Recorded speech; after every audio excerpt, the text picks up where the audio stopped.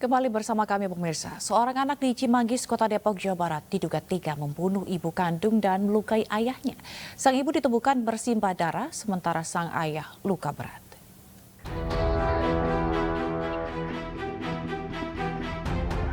Sri Widya Stuti, ibu rumah tangga ini ditemukan tewas bersimbah darah di dapur rumahnya kawasan Cimanggis, Kota Depok, Jawa Barat. Awalnya warga sekitar mendengar teriakan dari dalam rumah. Warga mencoba masuk dan mendobrak pintu kamar dan menemukan bapak dan anaknya bersimbah darah. Warga lain lalu mengecek ke bagian belakang rumah dan menemukan sang ibu sudah bersimbah darah karena luka di sejumlah bagian tubuh. Kuat dugaan pelaku adalah sang anak berinisial R. Pasalnya, dari keterangan saksi termasuk korban sang ayah, diketahui sempat terjadi cekcok antara R dengan orang tuanya perihal masalah keluarga. Nggak ada. Mana Pak? Nggak ada informasi ribut itu baik orangnya. Emang keluarga Baik-baik orang keluarga. Baik anaknya juga baik. Baik anaknya. Juga pokoknya semua baik ya. Nah, jadi kalau untuk motif sementara kita masih didik, tapi keterangan awal kita diperoleh bahwa adanya permasalahan keluarga lah, internal keluarga antara anak dengan orang tuanya. Kini suami korban serta terduga pelaku R dirawat di rumah sakit. Kondisi suami korban sudah berangsur membaik dan sudah bisa dimintai keterangan. Selengkapnya sudah bergabung bersama kami Kapolsek Cimanggis, Kompol Arief Budi Harso. Selamat sore Pak Arief. Selamat sore Mbak. Pak Arief, gimana nih perkembangan dari kasus ini? Baik, untuk sampai saat ini kita sudah mengumpulkan barang bukti yang sudah kita amankan. Kemudian saksi-saksi kita sudah kantongin semua, termasuk saksi korban, yaitu bapak atau suami dalam keluarga tersebut. Yang tentunya sudah secara keterangan awal kita sudah dapat intinya, begitu Mbak. Jadi sebenarnya apa Pak motifnya?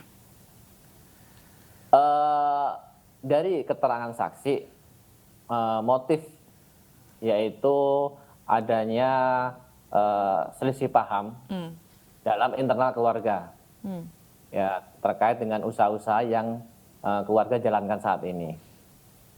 Baik, kalau dari pengakuan pelaku atau tersangka, begitu ini selisih atau persoalan dari keluarganya ini memang sudah berjalan lama atau seperti apa sampai ia tega untuk melukai dan hingga membunuh orang tua kandungnya?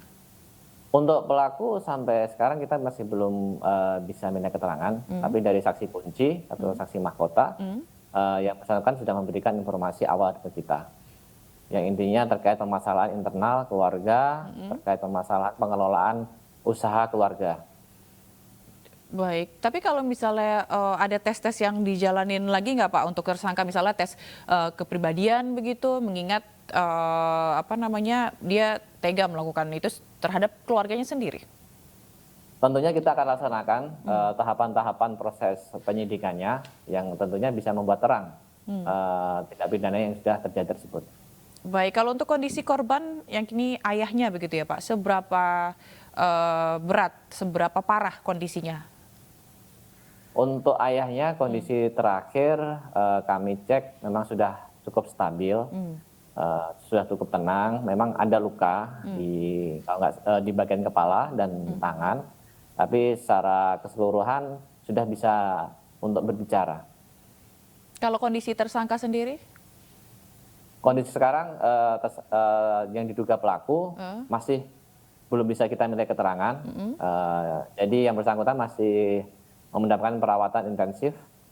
Jadi kita belum bisa memaksakan untuk melakukan interogasi atau minta keterangan awal dari yang bersangkutan. Baik, kalau keterangan dari saksi, apakah ini pure karena masalah internal sehingga spontan begitu kejadian yang melukai gitu, atau memang ada terencana Pak, memang terencana untuk melukai?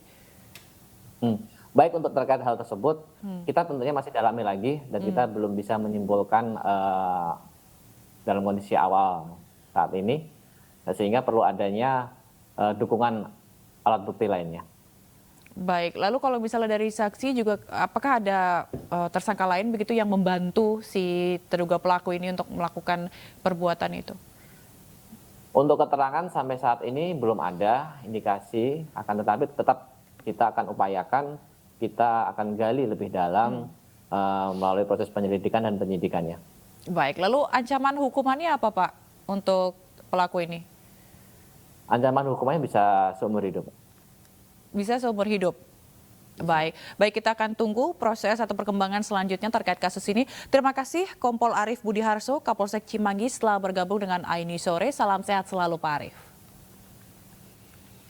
Pemirsa, Mabes TNI melimpahkan Mayor Dedi Hasibuan ke Puspom TNI Angkatan Darat buntut dari kasus penggerudukan Polrestabes Medan. Mayor Dedi Hasibuan sebelumnya telah menjalani pemeriksaan tanpa penahanan.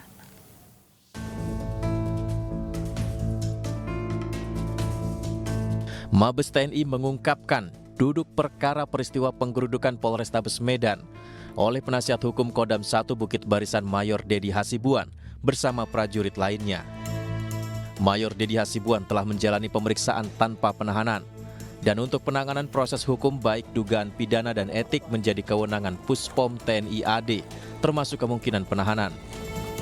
Komandan Pusat Polisi Militer TNI Marsikal Muda Agung Handoko mengatakan, berdasarkan hasil pemeriksaan, tindakan Mayor Dedi sebagai show of force atau unjuk kekuatan dan mempengaruhi proses hukum keponakannya Ahmad Rosyid Hasibuan menjadi tersangka pemalsuan tanda tangan pembelian tanah dan ditahan di Polrestabes Medan. Video kedatangan prajurit TNI tersebar di media sosial beberapa waktu lalu. Dalam video yang beredar, Kasat Reskrim Polrestabes Medan Kompol Tengku Fatir Mustafa terlibat cekcok dengan prajurit TNI. Kedatangan Deva bersama rekan-rekannya di kantor Polrestabes Medan dengan berpakaian dinas loreng pada hari libur, hari Sabtu, dapat diduga atau dikonotasikan merupakan upaya show of force kepada penyidik Polrestabes Medan untuk berupaya mempengaruhi proses hukum yang sedang berjalan terkait dengan mungkin ada indikasi bahwa tindakan tersebut bisa dikatakan obstruction of justice. Kami belum bisa mengarah ke sana. Kedatangan itu mempertanyakan kasus yang menjerat ARH, tersangka pemalsuan surat keterangan lahan di Sumatera Utara, yang juga saudara dari Mayor Dedi Hasibuan. Tim Liputan iNews melaporkan.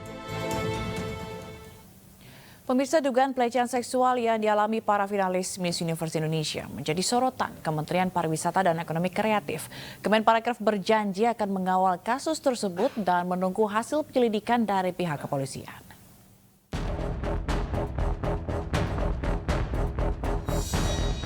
Ajang kecantikan Miss Universe Indonesia 2023 mendadak jadi sorotan. Hal ini bermula dari laporan terkait dugaan pelecehan seksual kepada sejumlah finalis. Diduga peristiwa pelecehan tersebut terjadi pada Selasa 1 Agustus 2023, tepatnya beberapa hari sebelum Grand Final Miss Universe Indonesia dilaksanakan.